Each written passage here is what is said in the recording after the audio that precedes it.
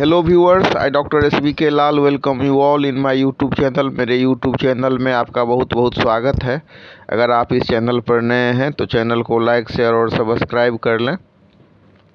आज का वीडियो खास होने वाला है क्योंकि मैंने इसमें शादी से संबंधित जो लोकापचार हैं, रिचुअल्स हैं, शास्त्रीय विधान है, सामाजिक विधान है, सारे चीज़ों का इसमें समावेश किया है। आज हम देख सकते हैं कि भारतीय विवाह उद्योग 1 लाख करोड़ टर्नओवर वाला उद्योग बन गया है और इसमें 25.30% सालाना वृद्धि दर हम देख सकते हैं। आज तरह तरह की शादियां प्रचलन में है, जैसे स्टाइलिस्ट शादी और मतलब इवेंट मैनेजमेंट का एक बहुत अच्छा उदाहरण है, जिसमें कि लड़का के लिए सूट, उसके लिए जो मतलब रिंग, उसका जो सजावट और मैंने पंडाल मेकिंग, भोजन, कैटरिंग, पान, पोशाक, आभूषण, तरह तरह का चीज़। और सबसे बड़ी बात है कि इसको ऑर्गेनाइज करने के लिए जो पूरा एक सिस्टम काम करता है, तो ये इवेंट मैनेजमेंट का बहुत अच्छा उदाहरण है, जिसमें भोजन से लेकर के और घोड़ी चढ़ने तक, और घोड़ी चढ़ने से लेकर के जो अलग अलग तरह की जो खरीदारी होती है, फ़ोटो शूट होता है। फ़ोटो शूट की भी बात करें तो 2000-3000 से लेकर के और मतलब 10-10 लाख रुपया तक वाला स्टूडियो सब है, जो शादी आजकल जो मतलब शादी के लिए काम कर रहे हैं, शादी के लिए एल्बम बनाते हैं, शादी के लिए वीडियो बनाते हैं। तो बहुत सारे लोगों को रोज़गार भी मिलता है और जो एक उद्योग का भी रूप ले लेता है, उद्योग धंधा भी चलता है। आप बैंड बाजे वाले को देखें, या मतलब फिर जो रंग रोगन करने वाले हों, या फिर भोजन बनाने वाले हों, वेज या नॉन वेज, या फिर पंडित जी हों, सबको रोज़गार मिलता है। और जो कुछ खास संवर्ग के लोग होते हैं, या मतलब बहुत बड़े जो राजा महाराजा हों, या बहुत बड़े नेता हों, या फिर बहुत बड़े उद्योगपति हों, तो इन लोगों को मतलब आंकड़ा में आने के लिए और एक टर्नओवर दिखाने की भी प्रवृत्ति होती है, या मतलब प्रदर्शन में ये इतना आगे होते हैं। जो मतलब कई ऐसी भी शादियां होती हैं जो सैकड़ों करोड़ में के टर्नओवर लिए होती हैं, और इससे बहुत खर्चा होने से कुछ समाज में भी पैसा जाता है। एक बार स्वामी विवेकानंद ने कहा था कि अमीर जितना लेविशली खर्च करेगा, जितना वो धन खर्च करेगा, तो गरीब का जीवन स्तर उठाने में बहुत मदद करता है।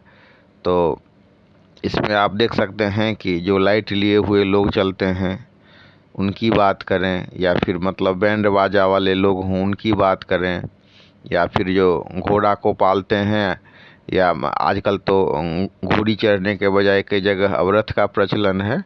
और ये भी सच है कि हर एक जगह घोड़ी चढ़ने का प्रचलन नहीं है।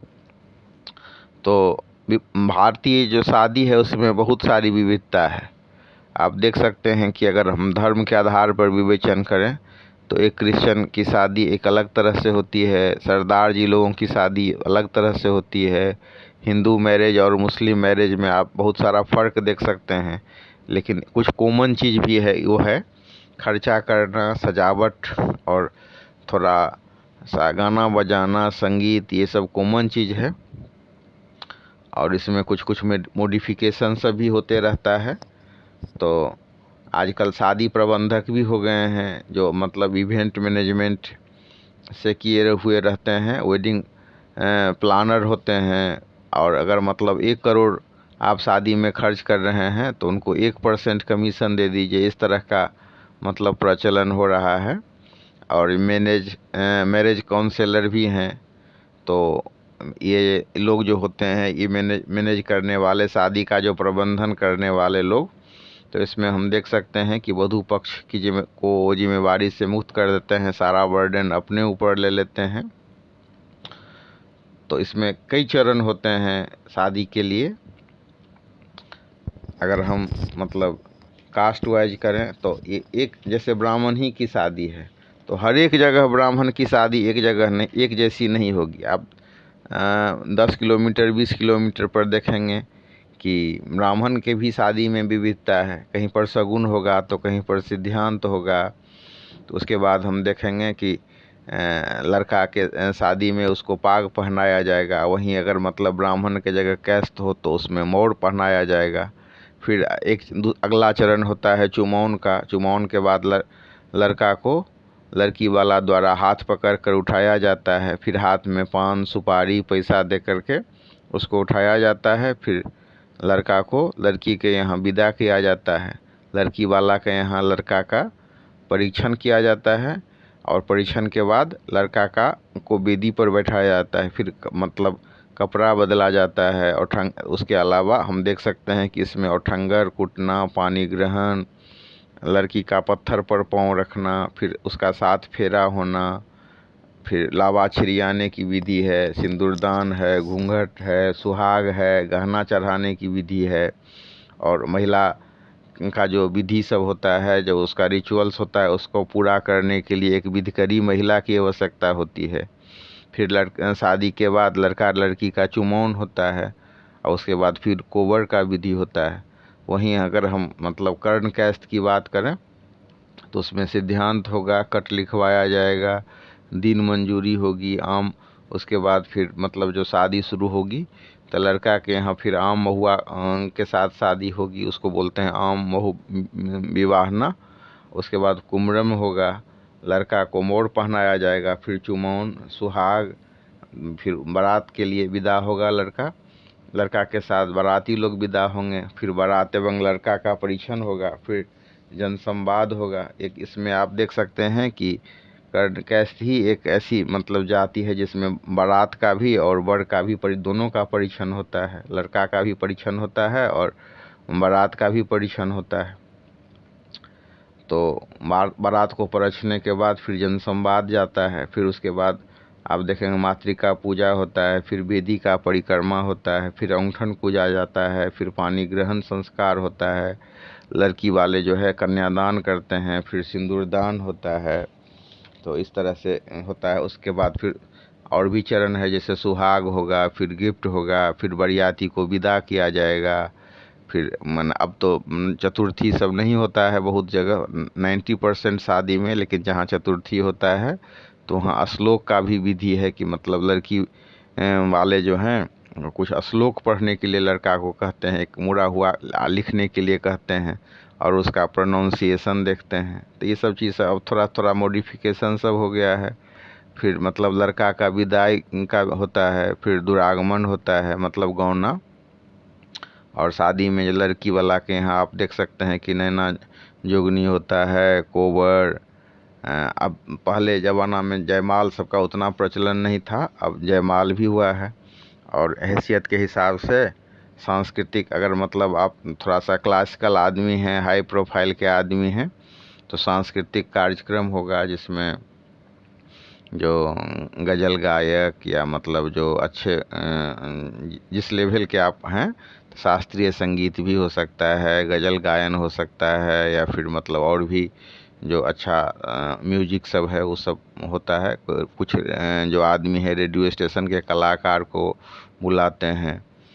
फिर मतलब और ये जो भोजन तो ट्रेडिशनल है ही। अब आजकल जो खूब भव्य स्टॉल सजने लगा है, चाउमीन का, बर्गर का, चाट का, और आप देखेंगे कि हर एक 5 मिनट पर 10 मिनट पर एक आइटम सर्व किया जाता है और स्टॉल तो लगा ही रहता है। आपको जो खाना हो, तंदूरी रोटी खाना हो, वेज आइटम हो, नॉन वेज आइटम हो, कचौड़ी हो गया, कचौड़ी में भी 3-4 तरह का कचौड़ी होगा, सब्जी में भी 3-4 तरह का सब्जी होगा, फिर दही चीनी वगैरह वगैरह।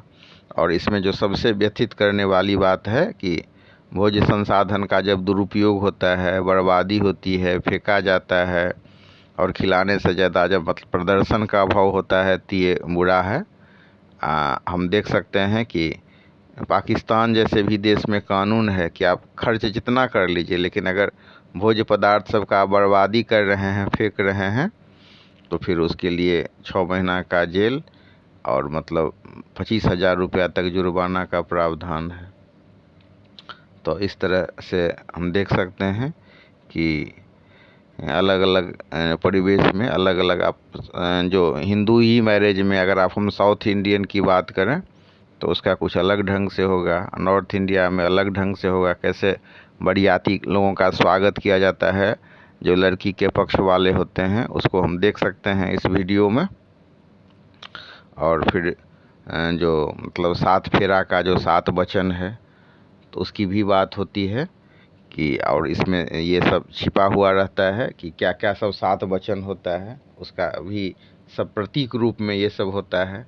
जैसे अगर हम पहले वचन की बात करें तो यहाँ कन्या वर से कहती है कि यदि आप कभी तीर्थ यात्रा को जाओ तो मुझे संग लेकर जाना। कोई व्रत उपवास अथवा अन्य धर्म कर्म आप करें तो आज की भांति ही मुझे अपने वाम भाग में अवश्य स्थान दें। यदि आप इसे स्वीकार करें तो आपके वामांग में मैं आना स्वीकार करती हूँ। किसी भी प्रकार के धार्मिक कृत्यों की पूर्णता हेतु पति के साथ पत्नी का होना अनिवार्य माना गया है। पत्नी द्वारा इस वचन के माध्यम से धार्मिक कार्यों में पत्नी की सहभागिता और महत्व को स्पष्ट किया गया है। उसके बाद हम देख सकते हैं कि दूसरा वचन में कन्या कहती है कि आप अपने ही माता पिता के समान मेरे भी माता पिता का सम्मान करें। और मतलब कोई भी धर्मानुष्ठान है, ईश्वर भक्ति है, तो उसमें भी मेरी भी सहभागिता बनी रहे। तीसरे वचन में वो मांगती है कि जीवन की तीनों अवस्थाएं में मेरा आप पालन करते रहें। फिर चौथे वचन में वो कहती है कि मतलब आप पहले तो आपको घर परिवार की चिंता नहीं थी, अब घर परिवार की भी चिंता है। शादी में बंधन के बाद आप आवश्यकताओं की पूर्ति करेंगे। इसके बाद कह रही हैं कि अपने घर में कार्यों के लेन देन में अथवा किसी भी खर्च के लिए करते समय आप मेरी भी मंत्रणा करें। उसके बाद वो कहती है कि जब मैं अपने संगी सहेली साथियों के साथ रहूं तो कुछ मेरा अगर अपराध भी हो तो आप मेरा अपमान नहीं करेंगे। तो इस तरह से आप, और 7वें वचन में भी जो कहती है कि पराई स्त्रियों के माता के समान समझेंगे और पति पत्नी के आपसी प्रेम के मध्य अन्य किसी को भागीदार नहीं बनाएंगे। तो शादी एक जो संस्था है और इसमें जो 7 वचन है ये दाम्पत्य जीवन को प्रगाढ़ करने के लिए और सुंदर करने के लिए है। और शादी में जो है ये कुछ प्रतीकात्मक ये है। और अगर हम शहरी शादी की बात करें तो हम देख सकते हैं कि अलग अलग तरह की शादी में, जैसे कि मतलब स्विमिंग पूल में बोट सब देखेंगे आप, बोट पर लड़का है और उसको जो बोट को जो बैलेंस करने के लिए कुछ जो वर्कर लोग का सहारा लिया गया है। फिर नाव से लड़की आती है और नाव पर ही लड़का उसको रिसीव करता है। तो कई जगह हम देख सकते हैं कि हवाई जहाज़ में शादी का मतलब क्रेज बढ़ गया, तो कहीं हेलीकॉप्टर में शादी, तो कहीं पहाड़ पर शादी, तो कहीं बर्फ़ पर शादी। तो अलग अलग हिसाब से ये विविधता है इसमें। और अभी तक तो ये माना जाता था कि दुनिया की सबसे जो महंगी शादी है राजकुमार डायना और प्रिंस चार्ल्स की शादी है, जिसमें 110 मिलियन US$ खर्च किया गया था। और भारतीय मुद्रा की बात करें तो 914 करोड़ भारतीय रुपये इसमें खर्च किए गए थे। और अमेरिका में शादी की औसत लागत लगभग मतलब $25,200 होता है। तो भारतीय मुद्रा में ये 20 लाख रुपया हुआ। और लेकिन एक अन्य आंकड़ा के हिसाब से बात करें तो कजाकिस्तान में जो आयल टॉकून हैं उनके बेटे की शादी, जो उनका बेटा का नाम है मिखाइल गुस्तेरीव, जो उसकी जो शादी हुई है खदीजा उज़ाकोवा से, तो उसमें 6600 करोड़ रुपया खर्च किया गया। तो अब सबसे ज़्यादा में ये हो गया। तो इस तरह से अलग अलग तरह से अलग अलग परिधान में अलग अलग जगह पर शादी करने के अपने मज़े हैं। कोई वृक्षारोपण करता है, तो कोई शादी के अवसर पर मकान बना करके लोगों को, गरीब सबको दान माने भेंट करता है। और जो अभी वर्तमान जो शहर में शादी होती है तो उसमें मॉडर्न टच भी दिया गया है, परंपरा का भी और प्रगति का भी, दोनों का निर्वहन होता है। तो बहुत सारे आदमी हैं जो मतलब ये परंपरा का भी निर्वहन करते हैं। और अगर मतलब चरण की बात करें तो लग्न, मुहूर्त और मतलब रिंग सेरेमनी आजकल नया शुरू हुआ है। फिर हवन हो गया और हल्दी हो गया, मेहंदी, संगीत, बारात और बरयात्रा, तिलक, कन्या आगमन, ये सब कॉमन रिचुअल्स हैं जो लगभग हर एक शादी में होता है। जैसे मंडप हो गया, और मतलब जैसे जूता छिपाई की बात होती है, जूता को छिपाने की बात होती है, तो ये कॉमन नहीं है, कहीं पर ये होता है कहीं पर नहीं होता है, जिसमें दूल्हे का जो जूता है उसकी सालियाँ द्वारा ये रस्म पूरी की जाती हैं। तो इस तरह से हम देख सकते हैं।